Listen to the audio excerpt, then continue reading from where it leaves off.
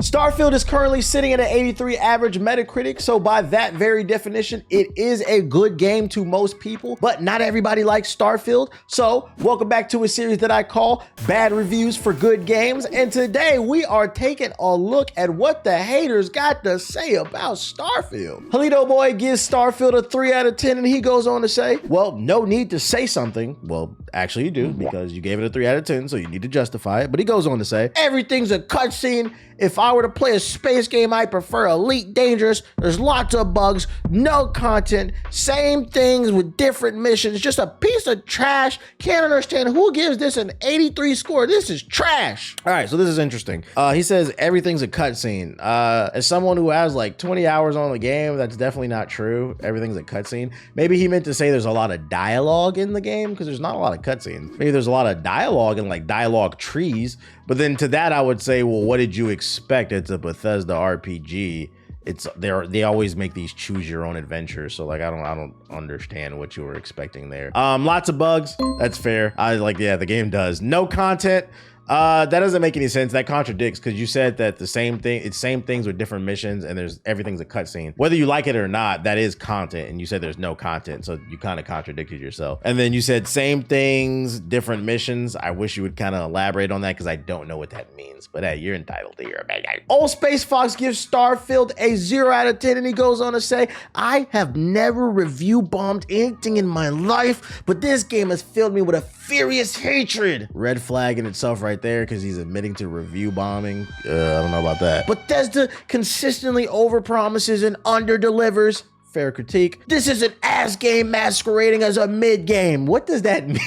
What does that mean? I'm sick and tired of game-breaking bugs. I've just had my player apartment filled with legendary loot and irreplaceable items, and because I progressed the main quest past a certain point, the whole city resets, including my apartment. How does anyone not catch this bug? Okay, I get why he's upset, and he says he wasted $100. So basically, he was storing legendary things that he found in the apartment that you get early on in the game. And I guess once you progress past a certain point in the game, like the main story, there's a bug where like you lose all the items inside of your apartment. So he went and grinded for all this loot and he lost it all. And this is why I said earlier, it's kind of a red flag that he admits to review bombing. To me, it doesn't sound like he actually hates the game.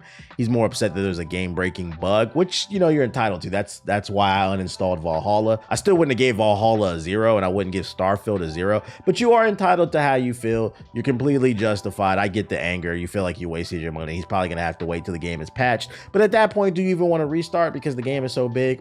Probably not. Kizuka gave Starfield a 2 out of 10, and y'all know me, when I see some characters, some language that I'm not familiar with, I love to throw it in Google Translate. And right here we got some Japanese. This dude says long loading times, no sense of immersion, emotionless NPCs, a game that's just about atmosphere, which I kind of feel like that's sort of a contradiction. Like, if the game is about atmosphere, that means it is immersive, but whatever. Skyrim and Fallout were fun even with all the bugs, so why is this title with such a grand space theme so boring? My biggest complaint is that since I purchased the digital edition, I cannot return it or sell it to a thrift store. You can return it on, I don't know if it's on Steam. I don't know if it's on Steam, you only put 2 hours in, you could return it. But you probably put more than 2 hours. Yeah, sounds like he just wasn't feeling it. And hey, you are entitled to your opinion. I'm not mad at that. I just don't know if I agree with the whole immersion part, you know? Yellow One gave Starfield a 0 out of 10, and he said this could have been good in 2010. Bizarro gave it a 4 out of 10, and he says there is nothing to do in this game. I wish he would have went a little bit more in depth with that, because I don't agree with that statement. Now, you could say you're not interested in the things that you can do in the game, but to say that there's nothing to do, maybe he was trying to talk about like some of the planets are like too empty. There's not enough to do on the planets outside of like scanning stuff like that. Maybe that's what he's talking about, but there's nothing to do with the main storyline. There's plenty to do. There's shipbuilding. There's space combat. You can customize your characters. There's plenty to do in the game, just maybe you didn't enjoy it. And I think that's maybe what you were trying to say. I don't know how to pronounce this dude's name, but he gave Starfield a 3 out of 10, and he says, I'm seeing a large number of reviews pre-release say some type of variation of, it gets fun after 20 to 60 hours, and that had me extremely worried. Now, a month or so after release, I can confidently say, I don't think I'll be getting far enough to see that for myself, because shy of 15 hours, I decided I can't hack it anymore. And I'm not gonna read the rest of it because he wrote a whole goddamn novel. I just wanted to highlight that part right there. 100% a fair criticism. You're fair to give it a 3 if that's how you feel like that's where it's gonna land for you. Because in my opinion, if you're not having fun with a game within like the first 2 hours, and I think that's why Steam, for those of you unaware, you can refund any game on Steam as long as you don't have more than 2 hours on the game. I think if within the first 2 hours, if you're not having fun with the game, you're probably not gonna like it. I don't think you need to put 20 to 60 hours. It's like those people that, oh, the anime gets really good about 50 episodes in. I'm not watching 50 episodes. So if you want to refund the game, I'm not mad at that, man. I support your 3 out of 10, bro. Huggy Sock gave Starfield a 3 out of 10. This one was pretty funny. He said, the storyline is you touch a flashy rock on your first day of work and get promoted to go and explore some other already explored mines in order to grab other flashy rocks that nobody noticed, even though they're built structures around them. Along the way, you explored thousands of loading menus. That's it. Though you do have a gun.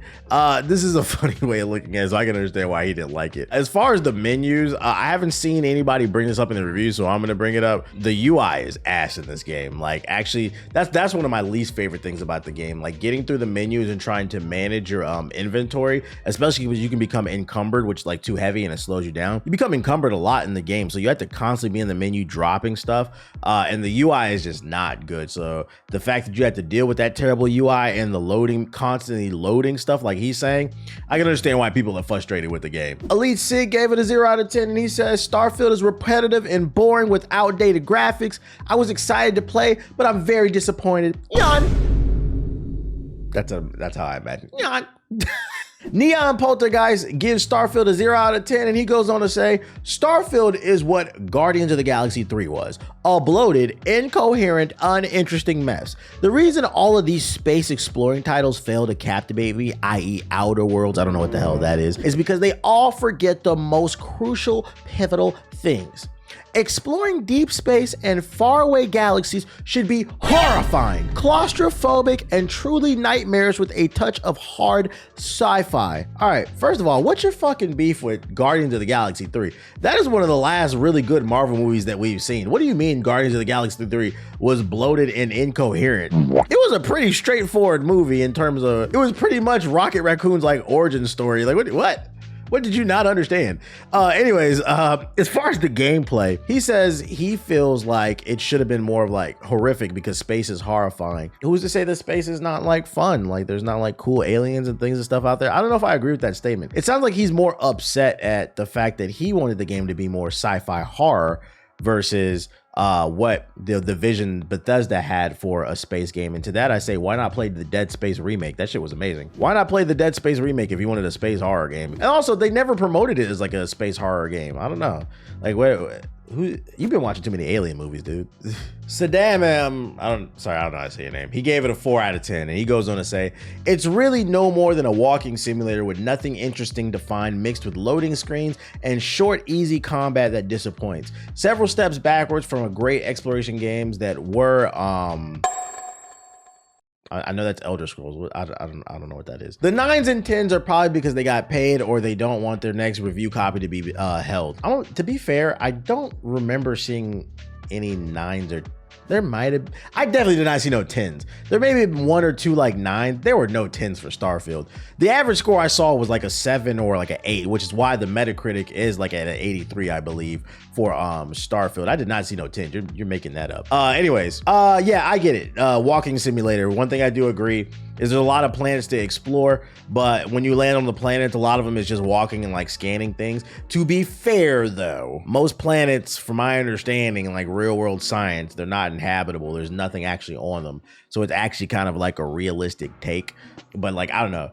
I guess it would have been nice if they would have took the Mass Effect approach where like, just make a fantasy space game like we're running into crazy aliens, getting into crazy combat. I think that's what people wanted. I do find it interesting though, because before the game had came out, there was a controversy that you can't run across the entire planet when you land on one. Now that the game has came out, I gotta ask the community, did you really want to run across the whole planet knowing that a lot of it isn't inhabitable?